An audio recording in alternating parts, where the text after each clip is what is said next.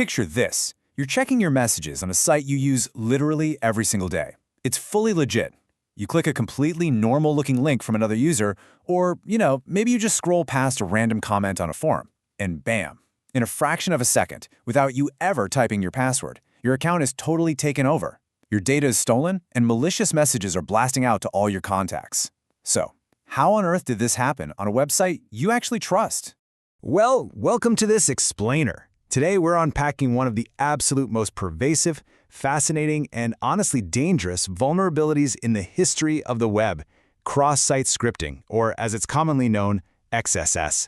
If you're just starting out in cybersecurity, or you just kind of want to understand how hackers manipulate modern web apps, this is the foundational attack you absolutely have to know. Okay, let's dive into this. At its core, cross-site scripting is really a betrayal of trust.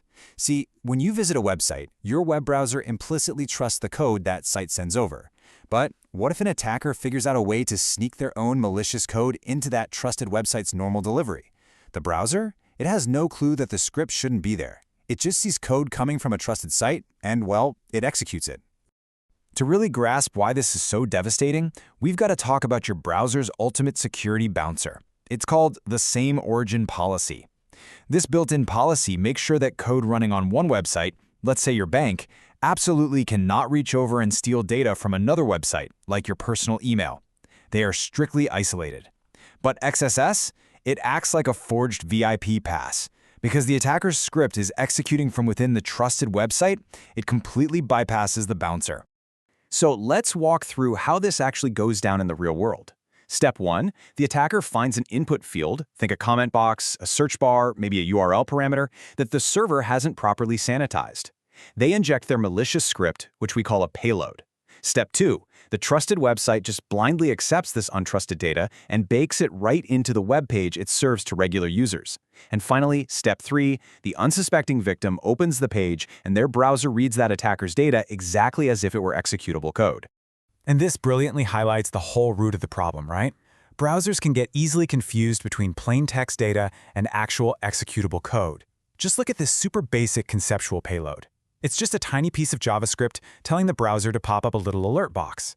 If a hacker drops this into a vulnerable username field and the website just spits it back out unedited, the browser sees those script tags, assumes, hey, I'm supposed to run a program here, and executes the alert. Section 1. The real-world impact. Now, what's really interesting here is that real hackers aren't just making harmless little alert boxes pop up on your screen. Once they successfully sneak their code past the bouncer, the stakes go way, way up. Because the rogue script inherits all of your user privileges, it can literally act as you. It can silently read your session cookies, which are basically the digital keys to your logged-in account, and ship them off to an attacker's server. That's complete session hijacking. It can even rewrite the web page to show a fake login screen just to harvest your passwords, or, scariest of all, automatically execute financial transactions without you ever knowing. And if you're sitting there thinking, this is just theoretical, history definitely proves otherwise. Back in 2005, the famous Sammy worm used a stored XSS vulnerability to infect over 1 million MySpace profiles in just 20 hours. All because the user named Sammy just wanted to automatically add everyone as a hero and a friend.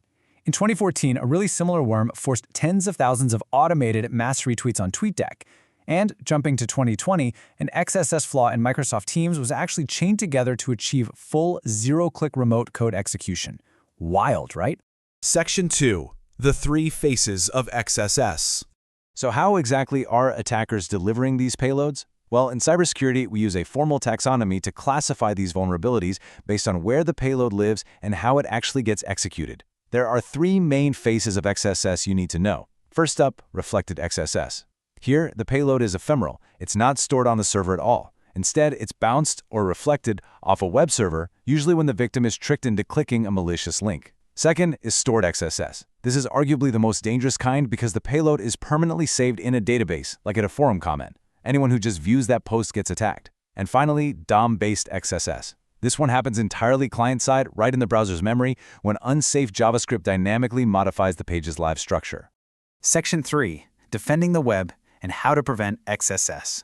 With attacks this powerful, you might honestly be wondering how the internet is safe to use at all. So the crucial point to take away is that this is ultimately a developer problem, not an end-user problem. For a long time, developers tried using legacy filtering, basically writing code to actively hunt for and strip out dangerous tags. But hackers are super creative, and they always found ways around those filters. Today, the absolute gold standard is context-aware output encoding. This means the server safely translates dangerous characters into harmless text before the browser ever even sees them. So a less than sign is translated into a safe HTML entity. The browser just prints it nicely on the screen as text, instead of ever reading it as executable code.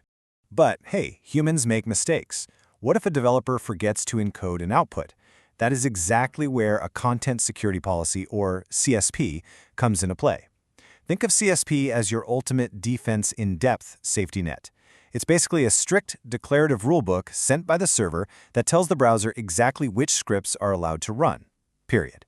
So if an attacker somehow manages to inject a script into the page, the strict CSP will recognize that it doesn't have the correct cryptographic approval, and the browser will simply refuse to execute it. So, let's wrap this up with the ultimate prevention checklist for modern web apps. Number 1, developers absolutely must use context-aware output encoding so data is always treated as just data.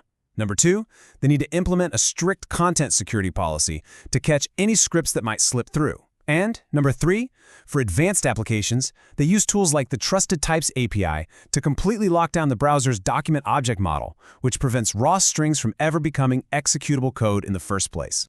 If you're ready to see XSS in action and actually learn how to exploit and patch it yourself, head over to beginner platforms like TryHackMe and jump into their rooms. But please, remember, never, ever test these attacks on real websites without explicit written permission.